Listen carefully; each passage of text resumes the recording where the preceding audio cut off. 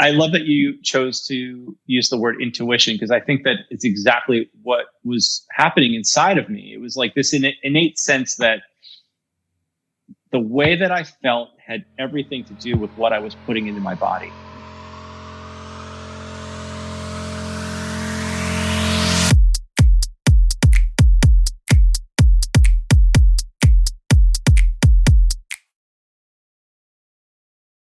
Today we have Jeff Tkach on the podcast. As Jeff just insinuated, he and I used to work together at Lifetime Fitness, but what is important today is Jeff's affiliation with the Rodale Institute. What is your title with Rodale? Chief Impact Officer. Okay, and so you came from Chief Growth Officer before, correct? Or something along those lines? Yeah, that's been a bit of an evolution. I work for a mission-driven impact organization, and so we measure our success not in the bottom line, but in how much impact we're having in the world. So we all felt appropriate that my title should reflect that. Oh, that's great. That's cool. Yeah, and impact you guys are having. So that's I really. The fact that we work together is not at all the core of why you're on today. It was really, you had posted something that caught the eye of myself and Shauna, our delivery manager, and just thought, with everything going on in the world, micro and macro, that it would be fantastic to have you on and talk about some, lots of different things, sustainable farming, but that's way too small a subject even to encapsulate, I think, what we're going to be talking about over the next hour or so. So yeah, welcome. For sure. Yeah, so, thank you, Troy. And I think there's a real connection here. I mean, if I remember correctly, Lifetime is the Healthy Way of Life company, correct? That is correct. Our founder, J.I. Rodale, had something to say about a healthy way of life. So yeah. I have a feeling that we're going to connect the dots before long here. That's excellent. So give us a little bit of your background. It's pretty varied. And again, you and I worked together in the capacity of, you were the VP of Sales and Marketing for the collection of businesses that Athlinks, ChronoTrack, the Lifetime Events business and everything worked together. But give us a little bit of your kind of personal backstory. Yeah, and let me start by saying that it's a little surreal to be having this conversation with you. No pun intended, but it feels like a lifetime ago. It does. Since I was doing that work. But I've been on a journey, I guess you could say, and just been following the thread of my life. And I guess you'd probably have to go all the way back to my childhood. Fast forward to college, I've always had a real passion for health and wellness and for well-being. Having grown up kind of a unhealthy adolescent, had a lot of health problems as a young boy, and really prevented me from living out a lot of my desires to be an athlete. And I sort of was able to channel all of that energy around the age of 13 into the question of how can I get healthy? How do I empower myself towards health?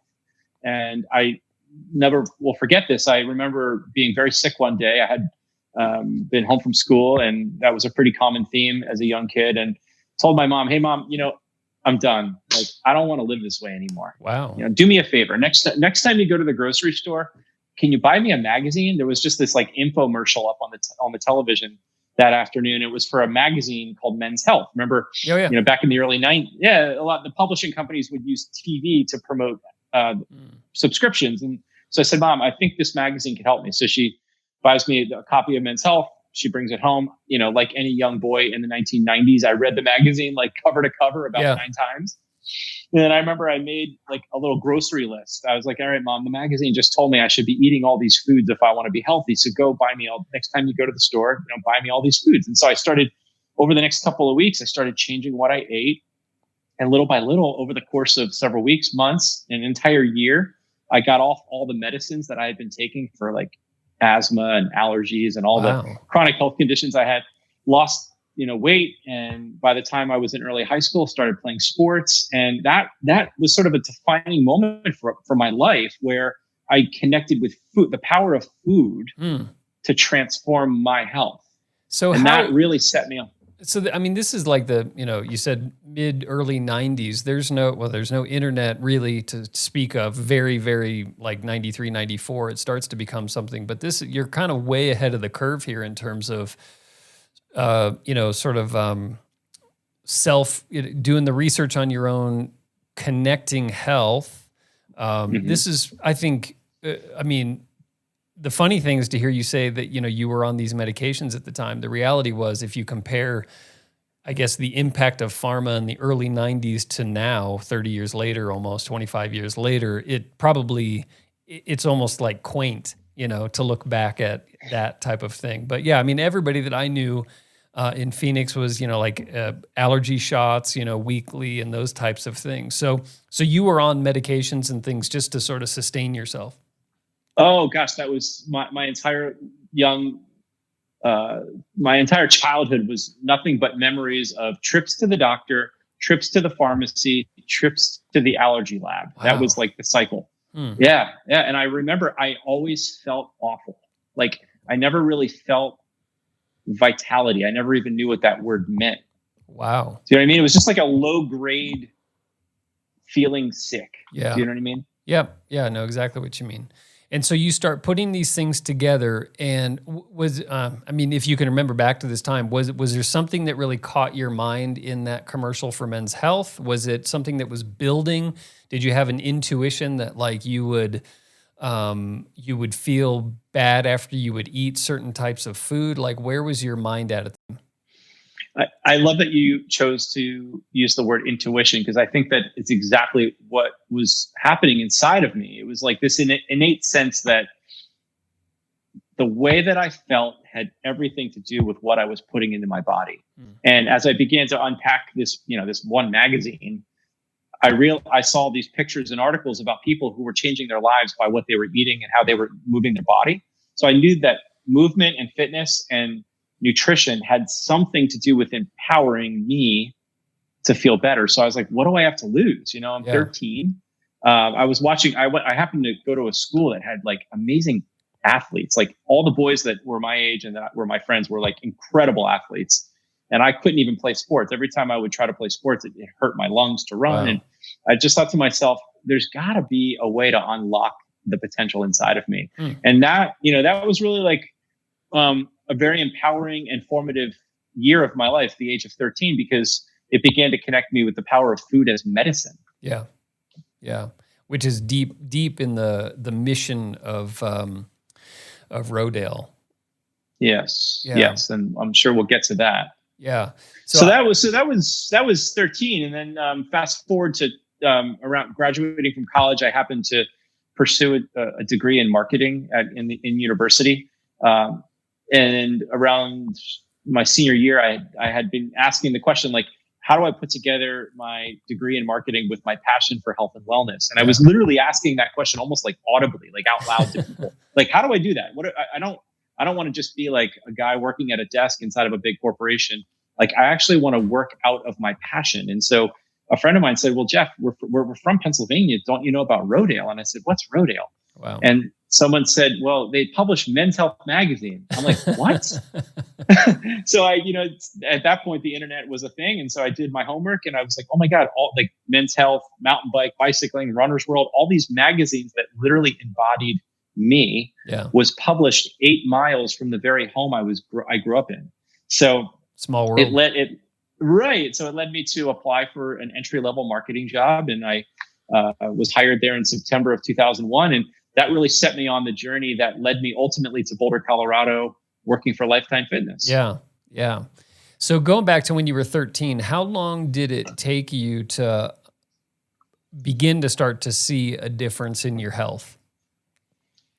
Oh gosh, I think it was right away. I mean, I remember that particular season of my life, I had sustained an injury. I had broken my ankle. And so I was at home healing. I couldn't go to school for like a 4 or 6 week period. I was in a cast and on crutches. And I remember thinking to myself, I was like at the lowest point of my young life. I'm depressed. I'm laying on this couch. I couldn't go to school. My friends were like sending notes home, like get well cards home to me. And I'm like, am I going to sit around and watch cartoons for 6 weeks, or am I going to like use this time to my benefit? And I remember my dad had like a little weight set in the basement. So I remember saying to my mom, well, if I can just get down the stairs, I'll just sit down, and any exercise I could do seated while changing my diet. I'm just going to move my body however I can and eat this food. And I remember I went back to school 6 weeks later without the cast and 20, 30 pounds later. And everyone's like, where's Jeff? What happened to Jeff? Wow, which is like the opposite of what would normally happen, because the old you probably would have sat there for 6 weeks in a cast and gained another 10, 20 pounds, just being sedentary and feeling miserable. Right. I have a similar journey with food that I just wanted to share real quick, because it illustrates the immediacy that I experienced with food and my health. So I had exercise-induced asthma. I smoked in college like a moron for about 5-6 years. And then from then, when I quit, is when I started, I'm going to run, I'm going to get healthy, et cetera. And so, I was a hyper athlete growing up and things. And then in college, I did the music thing for a while. And so I had developed some really bad habits and things. And so when I started running, I just accepted the fact that now I had exercise-induced asthma. So every time I ran, rode, swam, whatever, I had to use an inhaler 100% of the time. I could sort of get around it if I did a very slow, very deliberate 20-minute type warm-up, like I would literally have to start walking and then a slow jog, that type of thing. And then one time, this is maybe 10 years in, I noticed that every time I ate at like my mom's or my grandparents', I would feel like I ate a feast, and I would just eat a normal sized dinner that I would eat anywhere else. But it was the only place where I was eating like baguettes and French bread and a lot of bread and wheat and things like that. So it was, the whole gluten thing was out there in the sort of wild. And so I just thought to myself, like, well, what if I just cut wheat out? Wonder how this would make me feel. And I was sort of like, piece of toast with peanut butter for breakfast, a peanut butter and banana sandwich as like a mid-morning pre-training snack, a sandwich for lunch. So I was eating a ton of bread at the time.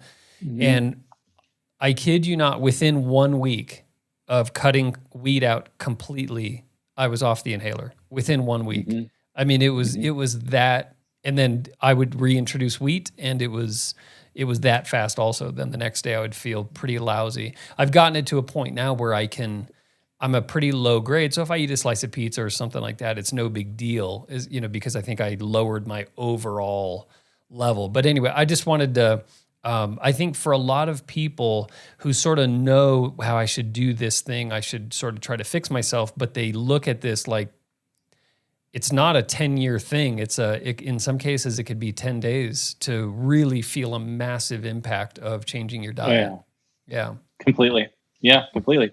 And I can relate later on in my adult life, which we'll get into here in this conversation. I have had similar profound experiences with food, transformative, where you change literally a couple things and you see monumental shifts in your health and your performance literally days later. Yeah, that's crazy.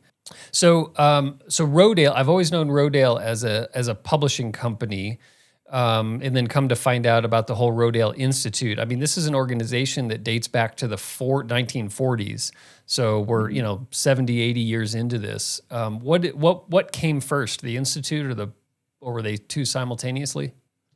Yeah, technically, the publishing company came about 5 years prior to the nonprofit. But what's really interesting is to look at our history. And our founder, J.I. Rodale, was a wealthy entrepreneur from New York City. He was born into an impoverished family and really began to experience his own challenges with his health. He had a long history of unhealth in his family. His father and all of his father's brothers died very young from heart issues. Mm.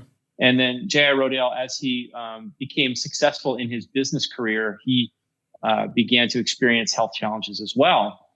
Around the 1930s, his manufacturing company had been based in New York City, and they were doing really well.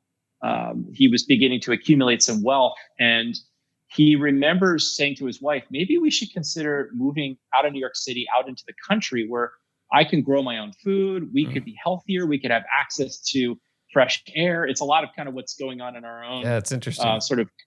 Collective conscience right now. This was happening in the 1930s. And he thought, well, if I move the manufacturing company out to Pennsylvania, it'll lower our overhead.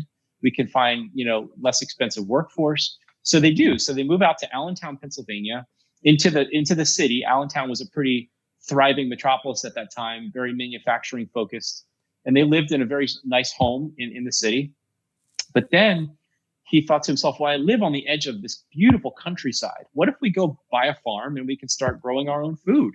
So that's exactly what he and his wife and children did. They moved to this little town of Emmaus, Pennsylvania, and he bought a 40-acre farm, which I happen to be sitting about a quarter mile from right now. My wife and I live very close to that original farmstead. He starts asking the question, well, how do you farm? Right? So what do you do? In the 1930s, if you wanted to understand agriculture, you would go to the local university. They called it the Extension Office. Abraham Lincoln set up the land grant system in the 1800s, and every state had a land grant. And I almost imagine the conversations would go something like this. He went to Penn State University, and the extension officer would say, "Oh, J.I., you want to understand farming? Well, it's really simple. You go out and you buy these things called inputs, chemicals. You bring them onto your farm. You apply them to the soil in the spring. You come through and you plant what you're going to plant, and then you apply some more chemicals, and then you harvest. And that's how you grow food." And to be honest with you, Troy, that idea made sense to him at first because he understood the process of manufacturing, right? If you want to make really good products, you need really good components and inputs coming into your factory. Yeah. You have to bring in the highest end material. So that idea actually made sense to him. But then he said, well, I want to be healthy. So this is in the 30s, and they were talking this way with chemicals and things? That was the dawn of the industrial ag revolution. It was around the 1930s, early 1940s. Right. I mean, he was right at the precipice of that. And that was the kind of advice he was getting. And so he said, all right. Could someone please attempt to explain to me what alchemy happens in the soil that would take these toxic chemicals and turn them into healthy food? Right. Could someone explain that? And of course, no one could. And so that was really like sort of the genesis moment for J.I., where he literally took chalk and a chalkboard and he wrote what is still our mission statement today. He said, healthy soil equals healthy food equals healthy people. That's our mission statement. And he wanted to get his findings. He started experimenting with organic agriculture. He actually is the guy that is credited with coining the term organic as it's used today. So he's the pioneer of this whole movement in the 1940s. In 1942, he was so excited about all he was learning that he said, you know what, I'm going to start a magazine just to get the word out. And then he called it Organic Gardening Magazine. He started a publishing company in 1942. And then in 1947, he launched what it was called the Soil and Health Foundation, which today is known as the Rodale Institute. So that's been our evolution. So publishing company and then a nonprofit, which was his way of getting the science out into the world around all that he was experiencing. Yeah, when I told my wife that you were coming on and who you represented with the Rodale Institute, you would have thought, like I said, Santa Claus is coming on the podcast. She was so excited. She's like, the Rodale? Oh my God. She's like, because she remembers you, obviously. And she's like, wait a second, he's running the Rodale Institute? Well, he's not running it, but he's got a pretty high up title there. So she was really excited to have you come on the show. So I debated whether or not to have her sort of co-host the show because she's about 10 times smarter and about 100 times smarter in these areas than I am. So, but I'll try to ask some good questions. I was going to say, all the more reason for us to host a round 2 of this discussion. Yeah, indeed. Someday. Indeed. And so I it's funny, I read through some of the literature that you sent me and on the website and things, and admittedly, I started kind of writing down some of these statistics, and about like a page and a half in, I realized like how futile it was. In meaning, I was reading like 0.9% of adolescents, 2.2% of adult men, 3.5% of adult women meet the daily recommended needs of fruits and vegetables. And I mean, these lists just go on and on and on of all of the deficiencies. I think you guys refer to it as silent hunger. Hidden hunger. Yeah. And I mean, it's just when I look at things like climate change, where there's whether you call it debate or whatever it is, there are certain things that you could argue, man-made versus natural, all of these other things. Then I look at things like soil health, water, cleanliness, those are in front of our faces. And as important as climate change is, I look at like our food and water supplies in places like Flint, Michigan, where we know about today and the lawsuits that are happening today on how we are poisoning our food and water supplies. And it feels like if this is sort of the path, forward, because this all has big impacts for the other things like climate change. Like if you sort of fix this on the micro scale, then the rest of it may just take care of itself.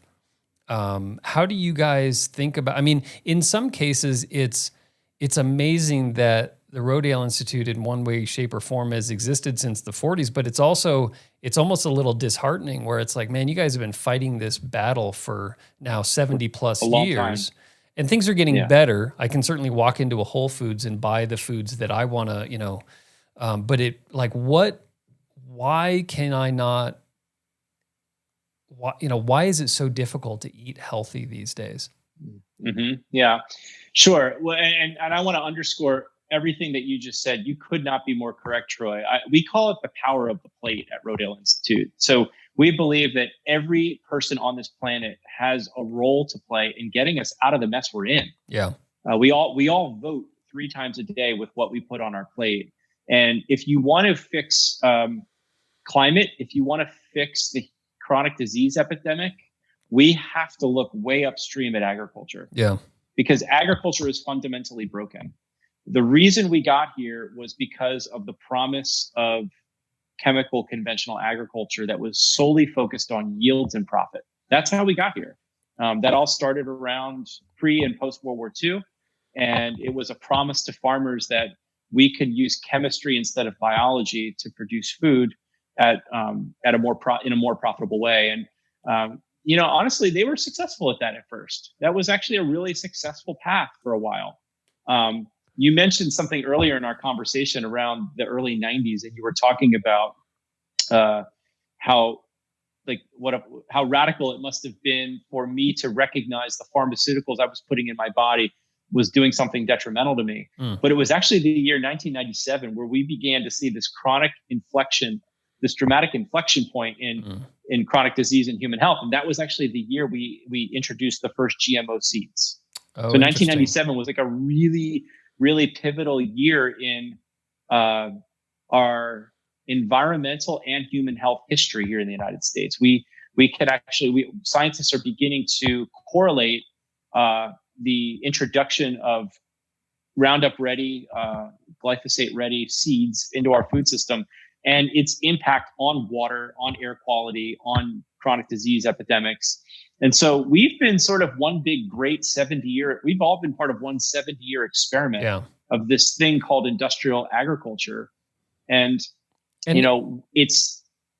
was the GMO movement, was that also about yield versus more nutrient density, for instance? Like has the goal always trended more toward yield and storage and things like that versus health? It has everything to do with yields. In fact, Troy, the words nutrient and density don't even come up in conversation in the US, inside of the USDA, inside of the big ag industry. No marketer has found a way to monetize nutrient density. And so I don't care if you are, buying all your groceries at Whole Foods, every single one of us is a byproduct of nutrient deficiencies because of the depletion of our soils, because of industrial agriculture. No one has been removed from that. Wow. So I want to read a quick quote or an extraction from the Power of the Plate white paper that you had sent over. It goes like this. Is the goal of farming not to support human life by giving us the food and nutrients our bodies require? Is the goal of healthcare and doctors not to make us well? Then how did farming become solely about efficiency and yields and healthcare about managing expensive disease? And what is the path forward? So that kind of sums up that sort of 1-2 punch right now, where you think about our food supply really being focused solely on yield, our medical industry being solely focused on managing. It's funny that it used managing expensive disease instead of prevention, of course. Right. but sort of I think we all have this, again, bring in intuition into the conversation, but this intuition that whether they're nefarious or not, but certainly the financial incentives of certain businesses are not aligned in our best interests. That is correct. Our food and agricultural and pharmaceutical systems are really based on this idea of profit and perpetuating systems. It's funny, you and I are doing this interview in mid-December as the Biden administration appoints cabinet members. And, ask anyone from any recent administration, and the Secretary of Health and Human Services in just about every cabinet meeting sits literally on the opposite end of the table as the Secretary of Agriculture. They don't even shake hands. They don't even have conversations. We have become so divorced as a society from where our food comes from and how that food is produced that we think that agriculture has nothing to do with human health. Most people don't even correlate those two things, including our own government. And so what happens, Troy, we now see, last year there was a massive merger of Bayer Chemical, which is the biggest pharmaceutical company in the world, purchased Monsanto for, I think, $66 billion. So imagine that the biggest pharma company in the world buys the biggest food company in the world. At the end of the day, Monsanto is a food company. They own 90% of all the seed genomes in the world. Yeah. Like Monsanto pretty much has a monopoly on seed. And so now where we are finally seeing food and pharma coming together is in the most catastrophic sense. Wow. So we need to have a new conversation. And the whole reason Rodale Institute authored this paper is it goes all the way back to J.I. Rodale's original thesis for our work. When he said healthy soil equals healthy food equals healthy people, what he was really saying is that our job as farmers is not to produce food. It's to produce healthy people. And so if that's true, then farmers should actually be on the front lines of human health. And doctors and farmers need to begin to have a conversation. And that is who we'll include a link to this. I assume anybody can download this white paper. Mm-hmm. Yeah, so I'll include. It's a really good read, actually. It's really not my wheelhouse. It's but it was very digestible and a really interesting read. Again, in some ways, a little not. I won't say it's disheartening, but you sort of like read these statistics and you think, okay, and this is where I want to take the conversation next. We know it's sort of like the same thing as climate change, right? It's that we sort of see the issues. We see that there are certain solutions that we could implement, but they are so grand in scale. So as you and me, just regular old people, like how do we start to affect change and throw our support behind these things? You had an interesting quote a few minutes ago where you said we vote 3 times a day by what we put on our plate. So how do we, I'm sick and tired of waiting around, frankly. My wife has been on the forefront of this since, she and I met, and it just feels like, I don't know, there's just not enough progress being made in this area. How do we do our part in all of this? Yeah, well, let me start by giving you some hope, Troy. 2020 was by far the greatest seismic shift in this movement happened this year. And I think it was the pandemic that really began to expose a lot of frailties in our nation's food and healthcare systems. Just to give you an example, back in March, direct from farm to consumer sales were up 420% year over year across the United States. So individual consumers like you and me, literally going to farms to purchase food. Okay. Cutting out grocery stores and redefining. We saw the entire supply chain become upended. In 1945, some 45% of all of the produce that people ate in America came from our own backyards. Today, in 2020, 17% of all the food that we purchase is imported from other countries. Okay, wait a second. So what happened during the... Go back over say those numbers again.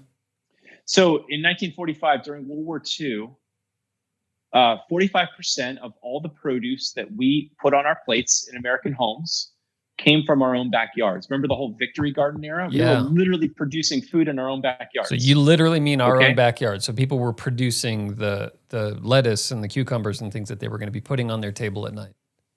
Growing food, correct. Wow. And then today, in 2019, 17% of all the food we purchase at the grocery store comes from other countries. Wow. So we've seen this 70-year departure from connection to source, right? Like we as a society were so hyper connected to agriculture just 70 years ago, like one lifetime ago, right? Yeah. And today we walk into a Walmart in January and expect to see tomatoes. Right. Yeah. That's what I was. So when you talk about other countries, it's like an avocado has to be grown in Mexico or even farther south in order to have those year round. How much of that, I guess, foreign sourced agriculture is happening because we are using our land to produce, corn almost exclusively, rather than using it for the things that we should be growing to sustain humans instead of cattle, let's say. Yes. Versus just, hey, we just want riper tomatoes in January. Yes. Yeah, you're right on it. I mean, we have redefined our agricultural system here in the United States so much so that most of what we produce on our farmland in this country is commodity grain that's not even used for food. It's used for feeding livestock, industrial applications, and ethanol. So we basically have exported most of the growing of the very food that ends up on our plates is now grown in other countries so that we can produce a bunch of cheap stuff on farmland here in this country. Do you have a sense for, obviously we would have to change our dietary desires a little bit, right? No avocados in January kind of thing. But of the 50 states, or let's say 48 continental contiguous United States, how many of them, or within like one state over, could sustain that population? Is it pretty universal across the board? Do you know what I'm asking? No. So I think we have this perception that like, New York, Pennsylvania, California, and then a couple of other states grow all of the food. And then you have, the Midwest where that's where all the corn and, potatoes and things, but it's sort of like just a handful of states feed the rest of the country. And that may be true. I'm just asking, like, if we went more, that feels like a move to, again, like increasing yield and that type of efficiency versus saying, okay, well, if at one time in the 40s, within a lifetime of people who are still alive, we went from 45% of our food being grown literally in our backyards to now we are so disconnected from our food source. I'll be honest, like my next door neighbor has got this great garden and they give us peppers and cucumbers and things, and it feels a little weird. I mean, you know what I mean? I mean, it's delicious. It is delicious. So but it's almost like what you hear when people, will like go hunting and then eat that meat. It's like, I don't know. It's like, I don't want to know what my food is from. It's part of our disconnection. Yeah. Right. But at the same time, here's the hope. You had asked the question, how do we get out of this? How do we change the paradigm? And this year alone, 22 million new gardens were added to backyards in America. Wow. So all of a sudden people were stuck at home, working from home offices, the pandemic hits, grocery store shelves go bare. Yeah. What do? We take to the garden again. 22 million new gardens. What I'm ultimately saying is we need to democratize our food system. The closer we can get to source, the more nutrient dense our food becomes, the more we can actually, we as consumers, vote 3 times a day by what we put on our plate. That's why we called that white paper the power of the plate. Yeah. Because we all choose. And so what I'm suggesting is to people like you and your wife that live in Boulder, Colorado, surrounded by these amazing organic farms, literally 2 miles outside of town, you guys have amazing opportunity to keep your food dollars right in your own backyard. Yeah. You're voting with your dollar and you're saying, I want to support people in my community that are producing food grown in healthy soil, where that food didn't have to get trucked from Mexico. Now, granted, you can't do that 12 months a year. No one can, and I get it, and that's fine. But can you imagine if everyone listening to this episode said, listen, we're just going to take 25% of our monthly food budget, and we're going to keep 25% of our monthly food budget in our community. Yeah. My wife and I live on the edge of Allentown, Pennsylvania. So we're 60 miles north of Philadelphia. We're 70 miles from New York City. But I literally can get on my bicycle from my driveway and pedal to several farms and farmers markets, of which they're all producing amazing food, probably 8 months a year. Yeah. So that's it's a paradigm shift. Yeah. And that's ultimately my question is that's great for me who lives in, right outside of Boulder, and you who lives right outside of Allentown, Pennsylvania. And we have these really rich, although, I mean, it's not like Boulder ever comes up as like the agriculture center of the country. No. And so I guess my question ultimately is, given the, in this case, so 50 states, right? So can people in every state, in pretty much every locality, is this food as readily available where they can shift their paradigm? I can't speak for all 50 states, but what I can say is that every decision made by every consumer can make a difference. And hear me out on that. So I call it degrees of separation, which we talked about. We talked about how we've become so separated here in this conversation from agriculture, but degrees of reconnection starts with question number one: what can I do in my own backyard? Yeah. Or if I live in a city, can I grow a basil plant with my child in a pot on my windowsill? And just showing a child the miracle of this basil becoming a plant and then snipping some leaves off and putting it on top of some pasta, that act alone can change a child's life, right? Yeah. So that's a degree of connection. If I live in Des Moines, Iowa, I likely have a choice between a big box grocery store or a local farmer's market on a Sunday morning. Yeah. Or if not a local farmer's market, can I go to a local co-op? Can I keep my food dollars in my backyard as much as possible? Yeah. And I think from Alaska to Hawaii to New Jersey to Alabama, I think we all have that choice. And I do think that there are opportunities to reconnect. Yeah. And I think probably if you don't have that choice, I guess, the ultimately sustainable agriculture growing up in Phoenix, I mean, if we can have rich agriculture in the middle of the desert, then it's probably sustainable just about every place that you could imagine. Do you remember there being thriving farms there in Phoenix? Mm-hmm. Yeah. Yeah. Yeah, for sure. Yeah. I mean, there's, there are a lot of different crops and things, and I think it's sort of beauty is in the eye of the beholder. So I think if you were probably coming from a Pennsylvania farm, let's say, and you were to go down to Phoenix and eat the tomatoes and things like that, they would taste different and probably not as flavorful and that type of thing. But yeah, I mean, you could certainly, and again, I don't have a problem. I don't think anybody has a problem necessarily eating produce in other countries when the need arises, right? So when it's, right. avocados in different parts of the year and things like that. So, rounding out your diet and your palate and things like that is, we'll go where the food is, obviously, but getting away from this constant focus on yield and yield alone, because as you said, like the difference is so stark when you look at people who have access to organic, healthy, whole foods versus people who don't, whether it's through income or location or whatever it is. It is not a small difference. It's kind of like what you and I started this conversation about, is that when you change your diet, this isn't a years-long process in a lot of regards. It is a days-long process where you can either radically improve your health or radically destroy your health. Right. At Rodale Institute, we believe in the power of creating models. So as a nonprofit, we're 70 people trying to change the world, right? We can't do that in isolation. We have to do it in partnership. And we have to create models that hopefully can become replicated in other parts of the country and ultimately in other parts of the world. And a few years ago, we were really convicted that everyone deserves the right to organic food. Everyone. I don't care what socioeconomic background. So we started a program that actually accomplished two goals. Number one, Rodale Institute wants to train farmers. We want to train the next generation of farmers. So we have students that come to us and spend an entire season sometimes between 40 and 60 interns a year that come from literally all over the world. Most of them are college educated.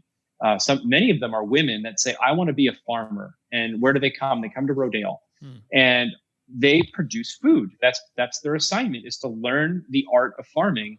And the byproduct of that is they grow all this produce. And we're a research organization, so we don't have like a market. We don't like have a place to sell this produce. So we thought, what would it look like if we took all that produce, put it on some refrigerated trucks, and every Thursday drive it into inner city Allentown or inner city Reading, which are these two neighboring towns to Rodale. They're low income. There's a lot of low income, low access families that live in these food deserts in Allentown. And would you believe that we started something called a mobile market, where we literally set up shop at the local YMCA every Thursday at 3:00, and hundreds of people, if not thousands of people from the community, come literally they walk or they take the bus, and for $15 or $30 a week, they take enough food home to feed their family the best organic food in the world. Wow. And by the way, our state government got so behind that idea that they allowed those families to get double SNAP benefits. So they get double food stamps. Their food stamps count twice. So what we're trying to do is democratize food. And I believe that that's really what all of us are being called to do, is how can we democratize our food consumption so that everyone in the system benefits, including the farmer. Yeah. So how do you spread that? So do these people who come to the Institute to learn how to, you said grow food, I'm going to say they learn how to create healthy people. Nice. So then do they go, these are people from all around the country, or in some cases all around the world, I would assume, and learning how to do these, and then they take those practices back home with them? That's exactly right. Yeah, there's a lot of these people that come and train with us want to start a career in farming. So most of them go back home to hopefully engage in agriculture. There's a statistic that says we currently in the United States have 6 times the amount of farmers over the age of 65 than we do under the age of 35. So we're seeing if you look at the pipeline, there's a real shortage of farmers. Yeah. And so we are trying to create a whole new paradigm in engaging young people in agriculture, so that when they go home to the family farm, they take it over, but they take over using different management practices. Yeah. Because I look at things like, what do you call it? The rotation of crops and things like that, which doesn't seem to be happening. I mean, again, you asked about Phoenix, and that cornfield is a cornfield every single year for the, 40 years that I lived there. And then you mentioned the basil on the pasta. Have you seen The Biggest Little Farm? You must have seen that. I actually have gotten to know John and Molly pretty well. They're awesome friends at Rodale. Love that movie. Nice. So that is not my kind of movie at all. That was the best, not only documentary, that movie stuck with me like one of the, like the way that Saving Private Ryan stays with you. Yeah, I could not stop thinking of. My wife and I have watched it multiple times. And you mentioned, they lived in this little apartment in Los Angeles, and it was basically their struggle to grow tomatoes on their balcony, and then their dog being a little yippy, but sort of started this whole thing for them. And if you want to, I think if anybody out there listening wants to see a distillation of what I have so poorly and Jeff so incredibly articulated today, is that documentary is so good at showing how the last 80 years worth of agricultural philosophy has failed us, and how quickly, with a little bit of ingenuity and hard work, can so quickly take a farm and, it is, I've never seen a transformation like what you see there in the 7 years on that farm. That's called, that actually, their philosophy that John and Molly put into action is called regenerative agriculture. Yeah. And that's what J.I. Rodale coined the term organic in the 1940s. His son, Bob Rodale, coined the term regenerative agriculture. Okay. And that's a systems-based approach to agriculture. And John and Molly Chester in Biggest Little Farm do an amazing job of bringing that philosophy to life. And I cannot more highly recommend that movie. And if you love that movie, Troy, you have to see Kiss the Ground if you haven't yet. That's I'll write that one down. Yeah. So homework assignment for the audience is to watch Biggest Little Farm and Kiss the Ground. Okay. 2 fantastic documentaries. I'm sure my wife has already seen Kiss the Ground, but she'll watch it again if I want to watch it. So tell me about regenerative farming, the difference between just organic, is it name only, it doesn't sound like it, and just how that movement has transformed and the ground that it's gaining. So give me kind of the definition of regenerative. For sure. And it's an evolution. And I think it's important for your audience, who primarily, I'm assuming most of your audience are athletic minded, right? And it's very similar. So conventional agriculture is very akin to pharmaceutical intervention, right? Most of us go to the doctor when we're sick. The doctor says, okay, what are your symptoms? Oh, okay, here's a pill. That's what conventional agriculture is. It's there's a weed or a pest or a nutrient deficiency in the soil. And so we go to the chemical company and they say, here's something to spray on the crop. Here's something to apply to the soil. And those are very, it's sort of a very prescriptive approach.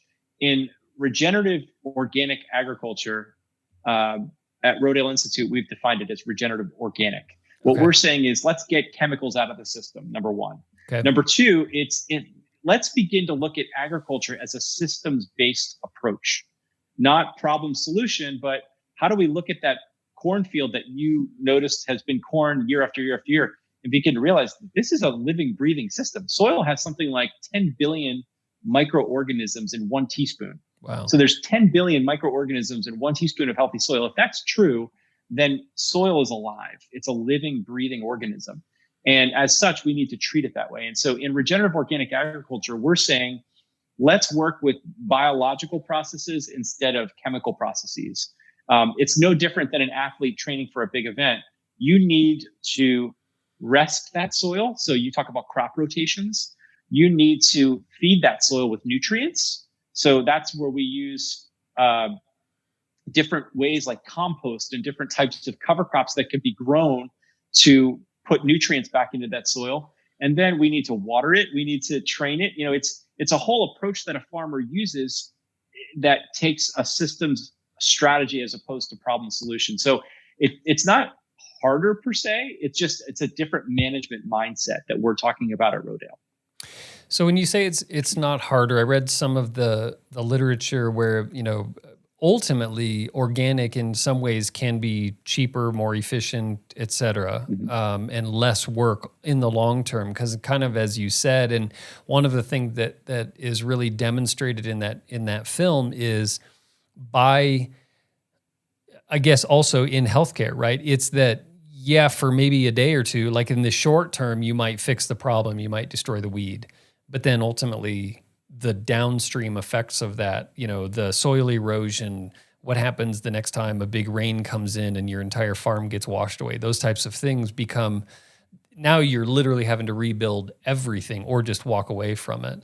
So why, on the organic side of things, I mean, simply put, like it looks to be a whole heck of a lot more fun to farm that way. You know, it's so much more than just having a big plot of land and just applying chemicals and water and then harvesting. You know, it's so much more as far as, you know, you're feeding the people, but you're feeding your soul in that. Why is it so difficult to push this movement? I mean, is it just that the forces of economics are so leaned against it? Yeah, there's actually a couple, we call them barriers to adoption. Number one is consumer awareness. I mean, thank you for having me on your show, because you're actually knocking down barrier number one. We need to educate more people on the problem.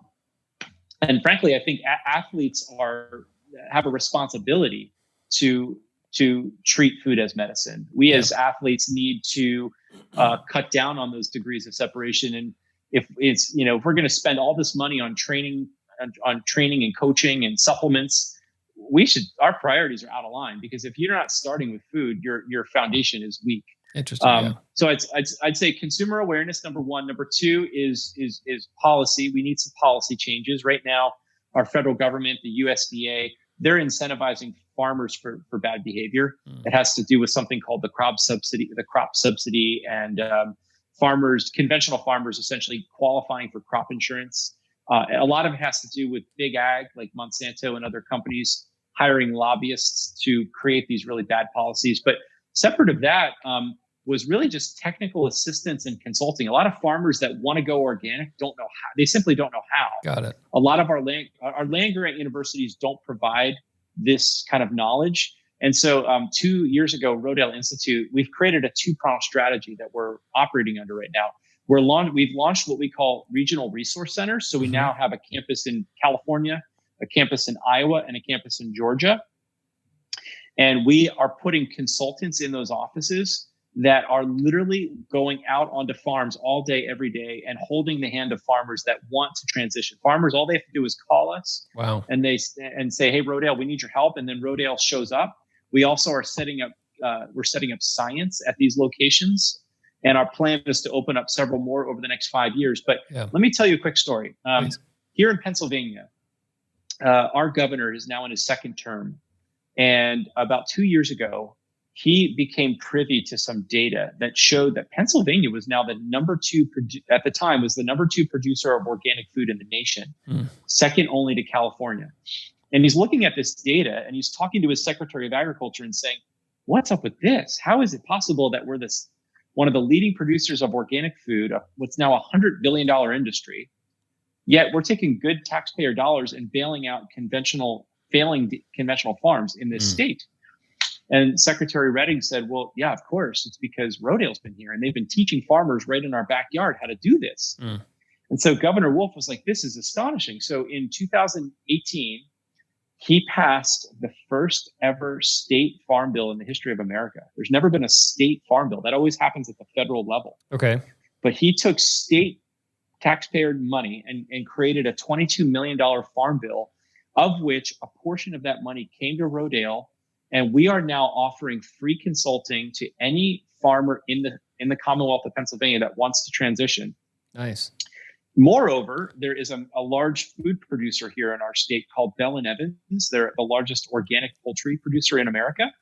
It's a family-owned business, and the family knows and loves Rodale. And so we've created this three-way relationship whereby any farmer that wants to transition gets free consulting from Rodale, low interest loans from the Pennsylvania Department of Agriculture, and access to a long-term contract, which is another barrier. So now these farmers know that they're going to get Rodale's help, and they're going to get a 10-year contract from a food producer. Any farmer that wants to transition, Bell & Evans will buy their grain for 10 years. Wow. And so we have single-handedly created a model where we went from 0 to 115 farmers in 13 months, representing over 50,000 acres just in one state. Wow. And so all these governors are looking at this and calling Governor Wolf saying, how do we do that in our own state? So we can knock down these barriers, Troy, and it's happening in real time. Like we're seeing seismic shifts, as I said earlier, and it's starting with consumer awareness. And I think it goes from there. Well, this totally gives me hope. I'm really happy that we had you on today.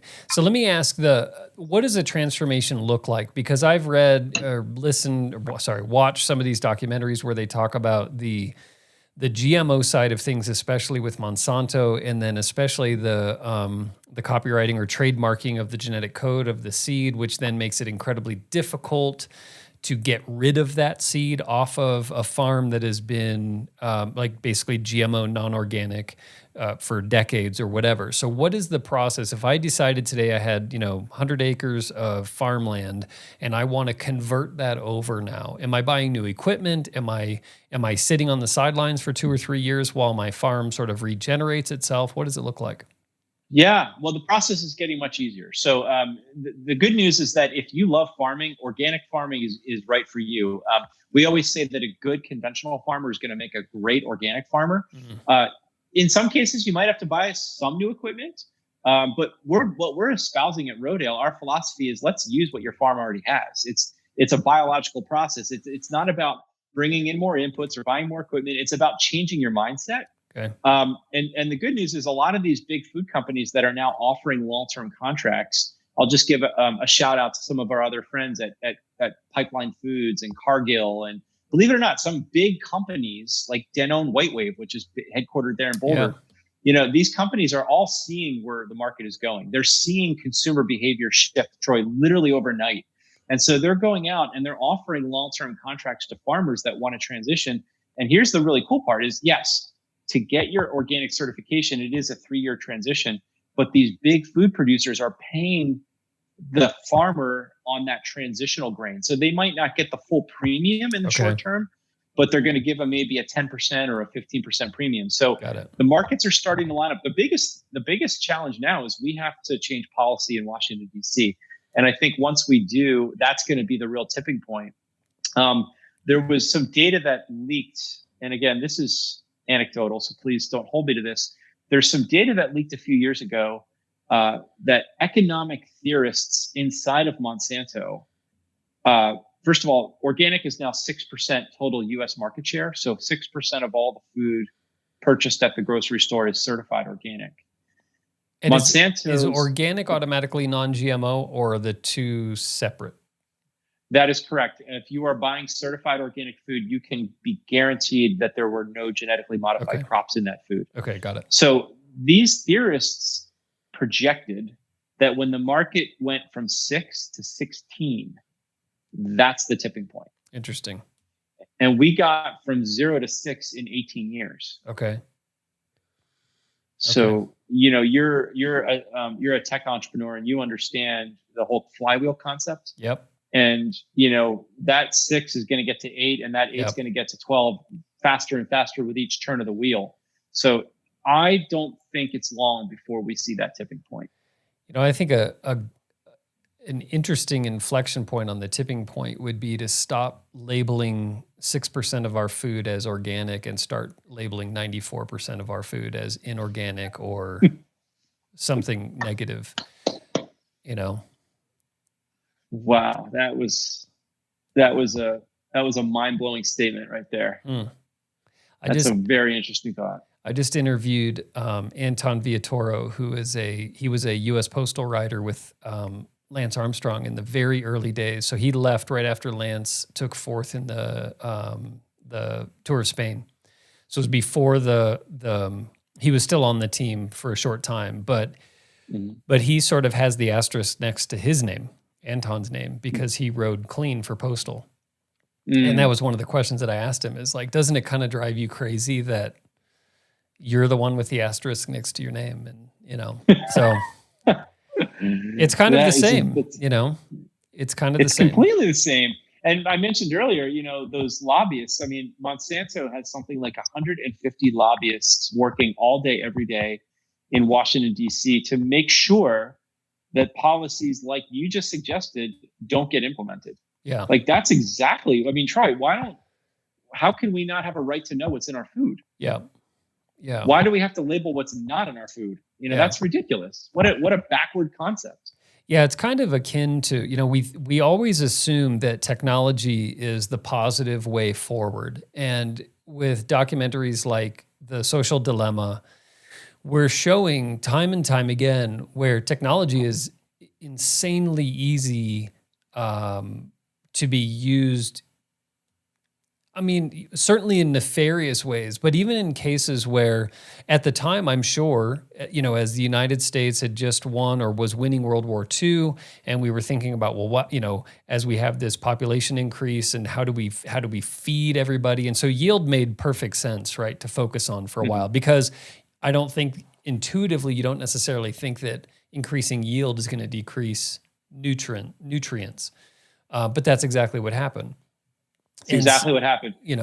And so similar with like social media, where initially I don't think anybody thought, well, we're going to use social media to divide people and to make them basically tear at each other's throats, right? It was always supposed to bring us all together and bring people that you hadn't seen in 20 years together. And then it ends up sort of taking on a life of its own. And I see this agriculture thing as a very similar thing on a daily basis, where what was supposed to be this obvious positive ends up taking this left-hand turn somewhere along the way, and then it becomes a massive negative, in the point that 94%, like let's talking about the 6%, 94% of our food is not good. Laden with chemicals. Yeah, poison. Actually, maybe we could find this and put it in the show notes, but a couple of years ago, the Organic Trade Association took a back page of the New York Times ad out. It was like, a big deal. And the ad is so profound. You can imagine the back page of the New York Times, how long it is. And it was a list of all of the approved chemicals that are allowed in our food system. And then in big, bold letters across the page, it says organic. You won't find these in organic or something like that. And it was just such a profound visual of what we don't label, right? Yeah. Well, that's, I want to. Oh, go ahead. No, please. Well, one of the things that I was going to say, the thing that I really liked about the regenerative label versus organic, I'm a pretty health conscious guy, and I must admit there are times where I look at the price tags of two things, or I look at the quality of two things and whatever, and it's like, do we really need organic? And so we'll make the easy decision out, because it's sort of a me versus me decision that I'm making, right? It's just, okay, do I want the organic cucumber versus the not organic cucumber? By attaching the regenerative, there's almost an advocacy associated with that label, where now all of a sudden I'm not thinking just in terms of my health today, where, whatever, if, with COVID and my industry being down 95%, you scrimp on some certain things and maybe you're trying to save $1 or $2 here or there along the way. But when I think about things in terms of regenerative and the health of a nation, a system, all of those things, much, much bigger than myself, it's easier for me to reach for that organic cucumber in that case. So I think the more that the conversation can shift, not from just that, like organic describes the cucumber, regenerative describes the system, if that makes sense. Wow. Troy, you have done your homework. I am impressed that you even were aware of the fact that we launched the Regenerative Organic certification. We actually launched that just last year in partnership with Patagonia and Dr. Bronner's and a couple other brands that came together, and they saw what was happening. As more and more of these big food companies moved into organic, which we are not demonizing. Rodale is 100% behind. We launched organic. The USDA now owns the word organic, and the USDA also houses the standard. But what's happened is more and more of these big businesses have entered the market. We've seen, like anything, the watering down of that standard. And so what Rodale wanted to do was to set a higher bar. You're a guy, as an entrepreneur, you understand innovation and the need to innovate and to set a higher bar. And so we noticed what was happening, that a lot of these big food companies were not asking questions around soil health. They were not asking questions around animal welfare. And most of all, they were not asking questions around how are the farm workers being treated in those systems. And so, how are we treating the climate? How are we farming for a healthier climate? And so Rodale felt the need to lead a conversation, and we launched the Regenerative Organic certification last year. You can actually go to regenorganic.org and read more about that. But that is the newest high bar standard in food production. We have 22 major brands behind us. Several of those brands have already launched products. And that is the first standard in the world that is audited and you can trust and takes into account all three of those pillars. So it is Troy, you're exactly right. We did that because we're trying to start a revolution. This is about a movement, right? Yeah. Well, I told you I married up. So this is my wife. My wife has slowly educated me over the years on this stuff. So how do you protect that? Because as you said, I remember distinctly the moment, whether it was a commercial or something, and I hope I don't offend anybody by this, or certainly the executives at Walmart, but I remember distinctly when Walmart started carrying organic food, my wife saying, sitting next to me on the couch, like, well, there goes organic. That watering down of the label, like that was just like, yep, okay, that's no longer a meaningful term. And so how do you take this next, like, do you just have to, like, it feels like this is going to be like, you just have to keep throwing the ball down the field and renaming it and things like that. Like, how do you protect it this time to make sure that it can't be infiltrated by lobbyists changing the, sort of moving the goalposts on you? Yeah. Well, dude, really good. I'm so excited by that question. First of all, I think it does a couple of things. Number one, now what it does by setting an even higher bar, it says to big food companies, wait, you don't even have a certified organic product? Like, you're obsolete, right? So like that's step one, is like, we hope that we move the market, the entire market, but then we set the bar so high that it is going to take a lot of work for big companies to build regenerative organic supply chains. And we did that intentionally, because to set up a high bar means to set a high bar. It doesn't mean that you can cheat that system. And we chose not to house the standard under the USDA, so lobbyists couldn't influence it. We control the standard. We actually set up a separate nonprofit called the Regenerative Organic Alliance, who houses the standard. Again, it is audited by third-party auditors, and it's the same auditors that audit for the organic standard. But again, we cannot be bought. Lobbyists cannot control this standard, simply put. That's awesome. Hey, pull your earbuds out just a little bit again. I just heard the popping. Yeah, just make sure it doesn't like hit your scruff. That's better. Yep. Yeah. Okay. So you've protected it. Is it fundamentally different? So when you say you raised the bar, how high is the bar raised? What is the fundamental difference between what is now considered today organic versus regenerative organic? Yeah, it really comes back to these three missing pieces. And the current USDA organic standard does not ask the farmer, how are you treating the soil? What are your soil health management practices? How are you sequestering carbon? How are you building fertility using biological methods? What are your crop rotations? What are your cover crops? The regenerative organic standard is asking all those questions. You have to meet all kinds of protocols there. And then if you're a farmer that has livestock on the farm, how are those animals being treated? Even in the organic industry, you could have dairy cows that get milked and fed in a barn and never see the light of day. So we have very strict rules in the regenerative organic standard that make sure that animals are getting the dignity that they deserve, that they are being treated in a humane way with 100% access to the outdoors, to pasture. And then most of all, here's the real eye opener, Troy.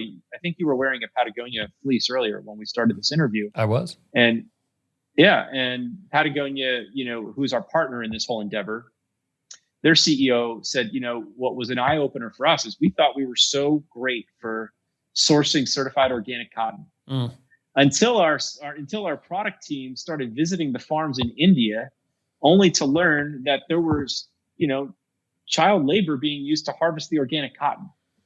Wow. And so when you, Troy, go to REI to buy that fleece, you thought that Patagonia had all kinds of values that came along with it. And it did. Patagonia sets a high bar, but their own supply chain was shocked that this could happen inside of an organic system. And so they're saying that's not okay by us. We are not okay with that. And so the regenerative organic certification protects the very farm workers who are harvesting that cotton. So regenerative organic not only speaks to what you're putting inside your body, but it's kind of like what you're putting inside your soul, from just like soup to nuts, from the way the farm is run to the way the workers are treated, the way the animals are treated, everything. I'm going to go out on a limb and say that was quite possibly the most eloquent description of what we were setting out to do that I've ever heard. Nailed it. You nailed it. It's all about the soul. That's interesting. Wow. That was a total accidental, brilliant moment I just had.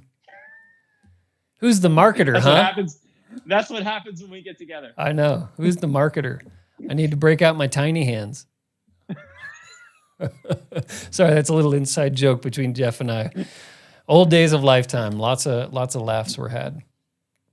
Yeah, wow. That on my worst of days, all I have to do is think back to that dinner table that night and those tiny hands, and that's all it takes to go from a bad day to a good day for me, Troy. Yeah, I think we got the waiter to quit his job that night, so I'm glad it was good for some of us.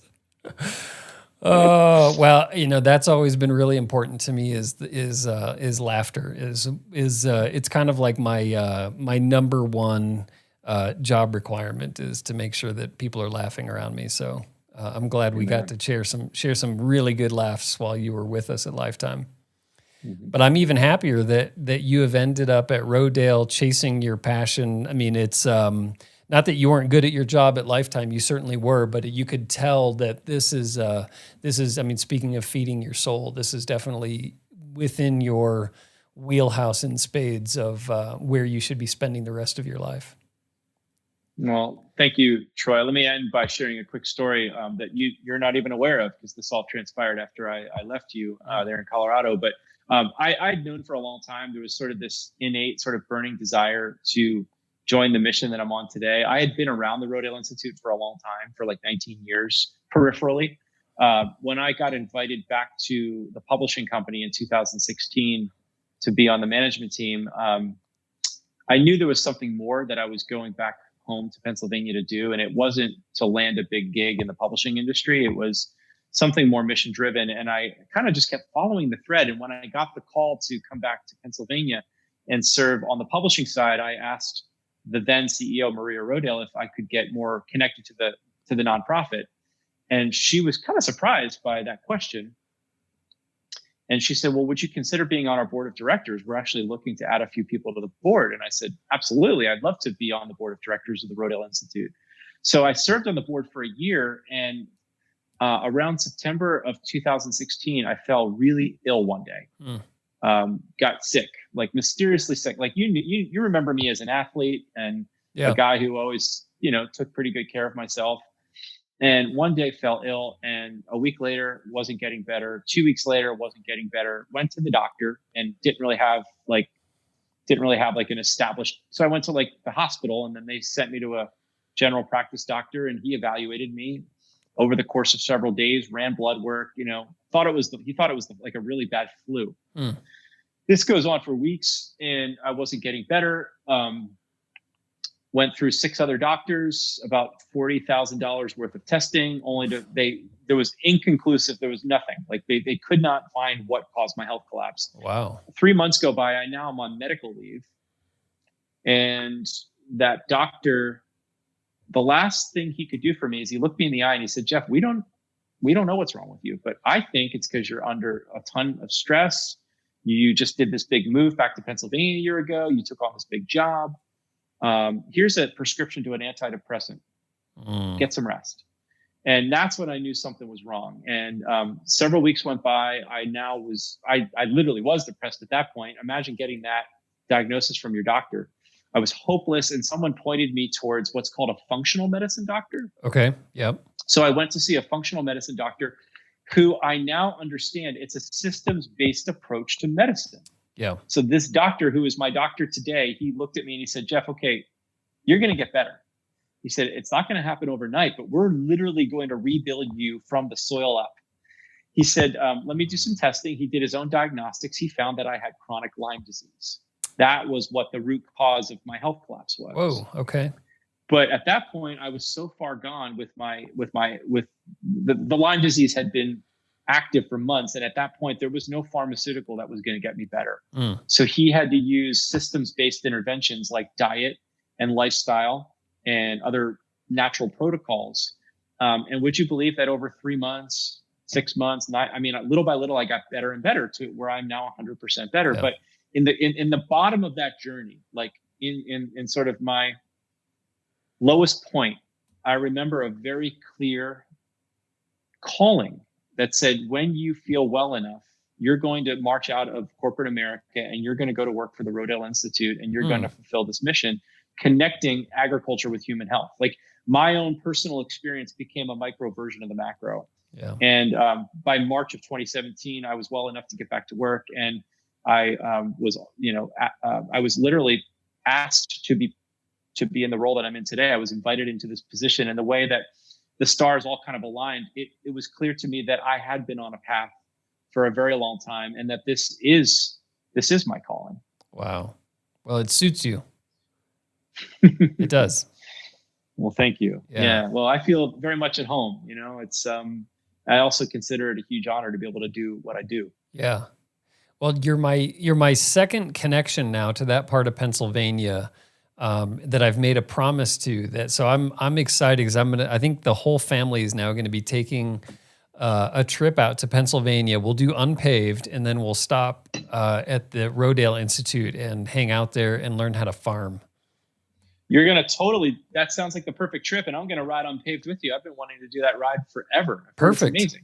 All right. Well, it's a date. Yeah. Let's definitely do it. I'm not kidding. This is a, I think it really did start. I mean, my wife, this has been my wife's calling in the functional medicine side of things. This is what she lives and breathes. And so, she's going to punch me in the face that like it took somebody else, talking about it to get me excited about it. But here's how you can make it up to her. Okay. Troy. When you guys come out, we're going to put you up at our guest house at the original J.I. Rodale homestead on his original farm, which is a quarter mile from my home.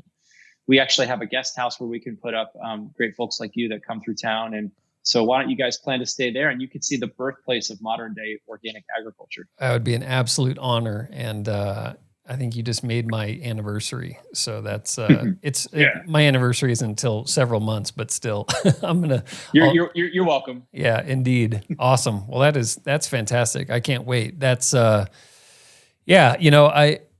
are funny. These interviews that I've been doing with this podcast, it's, in some ways it's kind of like a blind date. And in your case, I knew you. And so I knew that we were going to talk about some fun and interesting things and thought-provoking things and things that I think would hopefully light a fire, but you just never know. And I think this has so far exceeded my expectations for where this conversation could go. And I just really want to thank you for coming on and, helping us do our part. Again, the micro becomes the macro. And if let's all be part, everybody within earshot of this, of turning that 6 to 16 or 94 down to, what is it, 80, 90s? Yeah.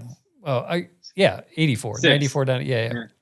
So going from 6 to 16 is definitely doable and absolutely life altering for the vast majority of us.